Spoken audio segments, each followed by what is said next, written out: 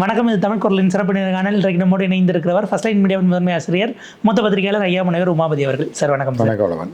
விஜய் பிரேமலதா கடுமையாக விமர்சிச்சிருக்காங்க. சீமான் சொன்னதை கோட் பண்ணி விஜயை திட்டுறாங்க அப்படிங்கிற அளவு வருது. ஏன்னா சீமான் என்ன கேட்டார், விஜயகாந்த் அண்ணங்கிறீங்க, உடம்பு முடியாமல் இருந்தப்போ போயே பார்க்கல, இப்போ இன்னும் உனக்கு அண்ணன் பாசம்னு சீமான் கேட்டார். அது நியாயம் தானேன்னு பிரேமலதா பத்திரிகைக்காரங்களே கேட்குறாங்க.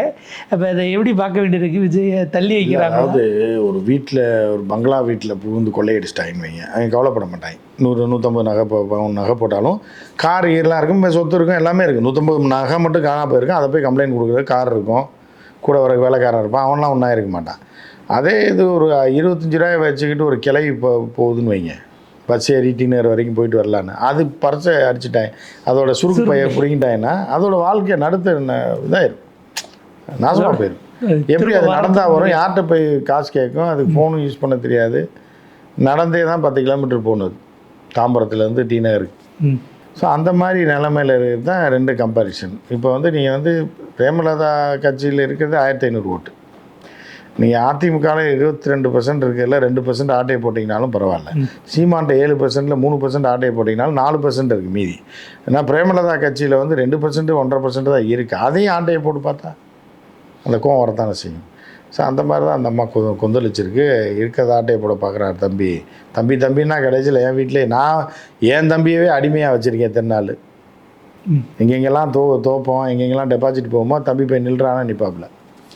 அப்படி ஒரு தம்பியை வளர்த்து வச்சுருக்கேன். இந்த தம்பி என்னென்னா, நம்ம ரத்த சொந்தமே கிடையாது, நம்ம புருஷனோட வளர்ச்சியும் அவரால் இருக்கக்கூடிய அந்த வாக்கு வங்கியும் இருக்கிறதையும் ஆட்டையை போட்டு போய்ட்டு அந்த குடும்பம் அப்படி அதை தான் புலம்பியிருக்காள், மறைமுகமாக சொல்லியிருக்காள். எனக்குன்னு ஒரு பையன் இருக்கான், விஜயகாந்துக்கு வாரிசு இருக்குது, நான் இருக்கேன், என் தம்பி இருக்கான், என் கட்சி தொண்டர்கள்லாம் இருக்காங்க, தொண்டர்கள் இருக்காங்க. இவ்வளோ பேர் இருக்கும்போது எதுக்கு இதை இந்த சட்டியில் கை வைக்கிற நீ? அவங்க சொல்கிறாங்க, இங்கே இருக்க ஒவ்வொரு தொண்டனும் இன்னொரு கேப்டன் தான். ஆமாம், இங்கே இல்லை புடவை கட்டின எல்லாருமே மஞ்சள் புடவை கட்டினவங்கெல்லாம் லேடி கேப்டன் அப்படின்னு பேசி அந்த மாதிரி வச்சுக்கும்போது இவர் இப்போ லேடிஸை கடத்த பார்த்தாருன்னா புரியுதா அவங்களுக்கு? ஸோ அந்த மாதிரி இருக்கும்போது அந்த அம்மா பாச்சு எல்லாம் தான் கேப்டன் அப்படிங்கும்போது யாரையும் கை வைக்க முடியாது. ஸோ அந்த மாதிரி இருக்குது. பாவம் என்ன பண்ணுறது, இருக்கிறத பெரிய இடத்துல அடித்தா பரவாயில்ல, உள்ளே அடிக்கிறது கூட பெரிய இடத்துல அடித்தா கூட பிரச்சனை இல்லை. பாவம் அப்பாவிகள் வீடு, அவங்களே அடுத்த வேலை நாளைக்கு சாப்பாட்டுக்கு தான் காசு வச்சுருக்கேன், அதை பிடிக்கிட்டு போகிறோம், இருக்கிறது தூக்கிட்டு போனோம்னா எப்படி இருக்கும்? அதுதான் அதெல்லாம் பிரேமலதா கொந்தளிக்கிறதுல அதில் ஒரு அர்த்தம் இருக்குது. கடைசியில் என்ன சொல்லிட்டாக்க, அவர் அண்ணான்னாரு, நாங்கள் அதனால தம்பின்னா அந்த வகையில் சொன்னோன்னா அப்போ தம்பின்னே சொல்லக்கூடாதா யாரையுமே? இனி பிரேமலதா யாரை பார்த்தாலும் தம்பின்னு சொல்லுவாங்க. ஏன்னா தம்பின்னு சொல்ல இவன் போய் விஜயகாந்துக்கு மச்சான்டுவான், சுதீஷோட பவர் போயிடும்னு நினச்சி இனி யாரையும் அண்ணன் தம்பினே சொல்லாது, தம்பின்னு கூட சொல்ல மாட்டாங்க. சாரு இங்கே வா இப்படின்ற மாதிரி தான் சொல்லிவிடுவாங்க. அப்படி தான் போயிட்டுருக்கு. ஏன்னா என் பசங்க 2 பேர் இருக்காங்கன்னா இந்த மாதிரி தான் பக்கத்து வீட்டில் இருந்தப்போ நாங்கள் விஜயை பார்த்தோம், அவன் சின்ன தம்பி எங்கே நாங்கள் பார்த்து வளர்ந்த பையன்ட்டாங்க போகிற போக்கில். ஆமாம், அதுதானே உண்மை. 17 படம் எஸ்ஏசி டைரக்ஷனில் கேப்டன் நடிச்சார். என் பசங்க 2 பேர் பேரை சொல்லி இவங்க எப்படியோ அந்த மாதிரி நான் பார்த்து வளர்ந்த பிள்ளை. ஆமாம், அதுங்கிற இடத்துல மாதிரி. அப்போ விஜய் ஒன்றும் இல்லை, நான் பார்த்து வளர்ந்த பையன் அப்படின்னு ஊர்புறத்தில் பெரியவங்க சொல்கிற மாதிரில வருது. ஆமாம், அப்படி தான் இருக்குது. நான் தின்னி நடக்கும்போது நடந்தவன் அப்படின்ற கதை தான் அது. ஸோ அந்த மாதிரி தான் விஜய் அப்படித்தானே, உண்மை தானே. விஜயகாந்த் இல்லைன்னா விஜய் இல்லை. அன்னைக்கு இவங்க அப்பா போய் கெஞ்சினார், பெத்த தகப்பனையே துடிக்க தள்ளி விட்டாப்புல, இல்லை கட்சியில் சேர்க்கலை, ஏதாவது ஒரு போஸ்டிங் கொடுத்துருக்கலாம், முதியோர் அணின்னு ஒன்று போட்டு கூட அதில் போட்டுருந்துருக்கலாம், இல்லை மூத்தோர் அணின்னு போட்டுருந்துருக்கலாம், ஏதோ ஒன்று போட்டுருக்கலாம். எதுவுமே இல்லாமல் இந்த மாதிரி பண்ணதுன்றது ரொம்ப கலை கலாச்சாரம்னு கூட ஒரு பிரிவை ஆரம்பித்து அவர் பண்ணிடலாம். அவங்க அம்மா ஒதுக்கி வச்சது கூட ஒரு காரணம் இருக்குது. என்ன தெரியுமா? விஜய் போய் காலில் விழுந்து கையை கட்டி ஜெயலலிதாட்ட நின்ன காலத்தில் விஜயை டார்ச்சர் கொடுத்து ரோட்டில் நிற்க விட்டு மணிக்கணமாக கையை கட்டி நிற்க விட்டுட்டு அந்த அம்மா விவரமாக என்ன பண்ணாங்கன்னா, இவங்க அம்மா அவரை சொல்லி பார்த்து அந்த அம்மாவுக்கு ஒரு பதவியை வேறு போட்டவுடனே விஜயால் தாங்கிக்கிட முடியல. என்னைய தெருவில் அனுப்பி புரட்சி தலைவி என்னைய ரோட்டில் நிற்க வச்சு கையை கட்டி நிற்க வச்சு முட்டி போட வைக்கல, அவ்வளோதான். 3 மணி நேரமாக நிற்க வச்சு என்னை அவமானப்படுத்திட்டு இருக்கு. நீ கூப்பிட்டோடனே போய் பதவி கொடுக்குறாங்கன்னு அங்கே போயிட்டேன்ட்டுலாம் பெத்த தாயே தள்ளி வச்சுருக்காப்புல. இன்னைக்கு புரியுமா? இதெல்லாம் அவங்களுக்கு யாருக்குமே தெரியாது. தகப்பனை ஏன் தகப்பான்னு ஏன் தள்ளி வச்சேன்னா கவுண்டமணி காமெடியில் வரும்ல, தகப்பன் மைசன் வரும், உனக்கு சித்தி முறை வேணும்னு. ஸோ அந்த மாதிரி வேலை பார்த்ததுனால தகப்பனை தள்ளி வச்சிட்டாப்புல. இருந்தாலும் இதெல்லாம் தப்பு. அரசியலில் வந்து அவருக்கு ஏதாவது பதவி கொடுத்துரும். ஐசன் இது பித்தனர இது கிடையாது. ஆமாம், அப்படின்ற மாதிரி தான் அவர் இருக்கார். இந்த ஜஸ்ட்டு பித்தத்தில் தான் எனக்கு நடச்சிருக்கே தவிர எனக்கு ஒன்றும் வயசாகலை மைசன். நான் கட்சியை பார்த்துக்கிறேன்ட்டார். அதுதான் பிரச்சனை. ஒன்றும் வேண்டாம், நான் கட்சியை பார்க்குறேன், புஷியை தள்ளி வைக்கி அப்படின்ட்டாரு. புஷி நடிக்கிறாப்புலன்னு அவர் சொல்கிறாப்புல. நடிக்கிறான்னு எனக்கே தெரியும். என் படத்துலேயே ஒரு முக்கிய ரோலுக்கு நடிக்க வேற கொடுத்துருக்கேன். நான் பார்த்துக்கிறேன். புஷி இல்லைன்னா பந்த போட கூட ஆள் இல்லை. ஸோ அந்த மாதிரி இருக்குது. பெற்ற தாயின் தகப்பனே வெளியில் அனுப்பி விட்டதுக்கு பல காரணங்கள் இருக்குது. நீங்கள் சொன்ன இந்த சீனை குறிப்பிட்டு சரத்குமார் கொந்தளிச்சிருக்காரு. மிஸ்டர் பிரைம் மினிஸ்டர்னு சொல்கிற அளவுக்கு விஜய் தகுதி வந்துருச்சா அப்படின்னு கேட்டுட்டு, நீங்கள் கொடநாட்டில் இது எல்கேஜி பையன் மாதிரி கை கட்டி ரோட்டில் நின்னீங்களே, அன்னைக்கு மிஸ் ஜெயலலிதா ஜெயராமன் உனக்கு சொல்ல முடிஞ்சுதா? உனக்கு அந்த தைரியம் வந்ததா? சொன்னால் அங்கேயே புல்டோசரை வச்சு ரோட சப்பையாக்கியிருப்பாங்க. அது அங்கே போய் கை கட்டி நின்று அழுது புலம்பி எடப்பாடிகிட்ட போய் அழுதுருக்காப்புலங்க விஜய். எடப்பாடிகிட்ட போய் படத்தை ரிலீஸ் பண்ணுறதுக்கு உதவி செய்யுங்க சித்தப்பான்னு சொல்லி அவர் சொல்கிறாரு, சண்டே லீவு, ஆனால் நான் என்னுடைய செயலாளர்கள் அதிகாரிகளை வச்சு டெல்லியில் பேச சொல்லி அந்த விலங்குகளை பயன்படுத்துறதுக்கு தடையில்லா சான்ற என்ஓசி நான் வாங்கி கொடுத்தேன்னு எடப்பாடி சிஎம்மாக இருந்தப்பவே பேசின வீடியோ போய் கெஞ்சிரு. எடப்பாடிகிட்டே கெஞ்சின நீ என்ன ஆவேசமாக பேசுகிற அப்படின்றதான் பலருடைய கணிப்பு. நம்ம அப்படி சொல்ல முடியும், நம்ம விஜய் ரசிகன்னு வச்சுங்களேன். இருந்தாலும் இப்படிலாம் கழிவு ஊற்றுறாங்க, ஊரே கழிவு ஊற்றுது. 2026 வரைக்கும் தானே. அதுக்கப்புறம் ஆட்டோமேட்டிக்காக திருப்பி சிங்கத்தை கூண்டில் அடைச்சிடுவாங்க.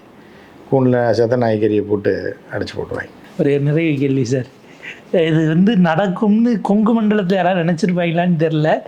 அண்ணன் எடப்பாடி முதலமைச்சராக்க ஒவ்வொரு என்டிஏ தொண்டனும் உழைக்கணும்னு அண்ணாமலை சொல்கிறாப்புல. ஆனால் அமித்ஷா பேரே சொல்லாம போகிறாப்புல. இது என்ன இல்லை, அமித்ஷா இருக்கும்போது அண்ணாமலை சொல்லல, அதுக்கு வர்றதுக்கு முன்னாடியே சொல்லி விட்டுறது தான். வரும்போது சொன்னால் டிரான்ஸ்லேஷனில் கண்டுபிடிச்சிருவாங்க. இல்லை அவங்க சொல்லியிருப்பாங்க, நீ ஏன் சொல்கிற மாதிரி சொல்லு. நான் கேட்டேன், அனாமத்தை அவன் சொன்னா நான் கேட்க முடியுமான்னு நான் மாற்றி விட்டுருவேன். அமித்ஷா போன பிறகு நயினார் சொல்கிறாரு, நான் சொன்னேன்னா நான் இருக்கும்போது சொன்னாங்களா? இல்லை. ஆமாம், ஓனர் கிடையாது. ஆமாம், ஓனர். அதாவது இப்போ டக்ளஸ் தான் ஓனருன்னு எடப்பாடியார் நினச்சிக்கிட்டு இருந்த காலம் வேறு. இப்போ இவங்களாம் ஒன்று சொல்லுவேன், இவங்க ஓனர் கிடையாது. ஓனர் டெல்லிக்காரங்க தானே ஓனர். அதனால் இவங்க சும்மா சொல்லிவிட்டு போகிறது. எனக்கு அமித்ஷா போன பிறகு அடுத்த நாள் நயினார் சொல்கிறார் எடப்பாடி தான் முதலமைச்சர்னு. அவரை வச்சுக்கிட்டு மேடையில் இல்லை ஆஃபர் போடுவாங்க. சில கடையில் எல்லாம் ஆஃபர் 50% ஆஃபர்னு போடுவாங்க. நீங்கள் இன்றைக்கி பேப்பரில் பார்த்துட்டு சாயந்தரமாக போனீங்கன்னா வேறு இதெல்லாம் இருக்கும். இப்போ 50% ஆஃபர்னு ஏதோ போடுறது, இதெல்லாம் 20-30 தான் இருக்குன்னா அது அப்பயே காலையிலே காலி ஆயிடுச்சுன்றாங்க. போட்டிருக்கவே மாட்டான். அந்த மாதிரி தான் எலெக்ஷன் முடிஞ்சோடனே நீ என்னை தான் முதலமைச்சர்னு சொன்னீங்க. அது அப்போ சொன்னால் அது ஏன் நான் சொன்னேன்னா அப்படின்னு இவர் கேட்பார். அமித்ஷா கேட்பார். கேட்கும்போது நீங்கள் சொல்லலை, நான் இருக்கும்போது அவங்க 2 பேரும் பேசினாங்களா? இல்லை. அப்புறம் வந்து எதை வச்சு ஏன்ட்ட வந்து கேட்குறீங்க? அதெல்லாம் கிடையாது, அனுப்பிவிட்றாங்க. திடீர்னு அதிமுகவுக்கு அடுத்த கட்ட தலைவர்கள்லாம் விஜயை கலாய்க்கிற மாதிரி பேசுகிறாங்க. ஆர்பி உதயகுமார் சொல்கிறார், அவர் வந்து கை குழந்தை அரசியல்ங்கிறாரு. ராஜேந்திர பாலாஜி தொட்டில் குழந்தை அப்படிங்கிறாரு. விஜயை குழந்தையாக பார்க்குற அளவுக்கு பச்சாங்கிற லெவலுக்கு டீல் பண்ணுறாங்க. அப்படிதான் எல்லாம் அவரில். இப்போ ராஜேந்திர பாலாஜிக்கெலாம் பச்சா தானே. ராஜேந்திர பாலாஜி எத்தனை அரசியலை பார்த்துருக்காப்புல, எத்தனை கைதிகள் பார்த்துருக்கா, ஜெயிலுக்கு போயிருக்காரு. விஜய் ஜெயிலுக்கு போயிருக்காரா? இல்லை. ராஜேந்திர பாலாஜி தப்பி ஓடி தலைமறைவாக இருக்கார், இவர் தலைமறைவாக இருக்காரா? இல்லை.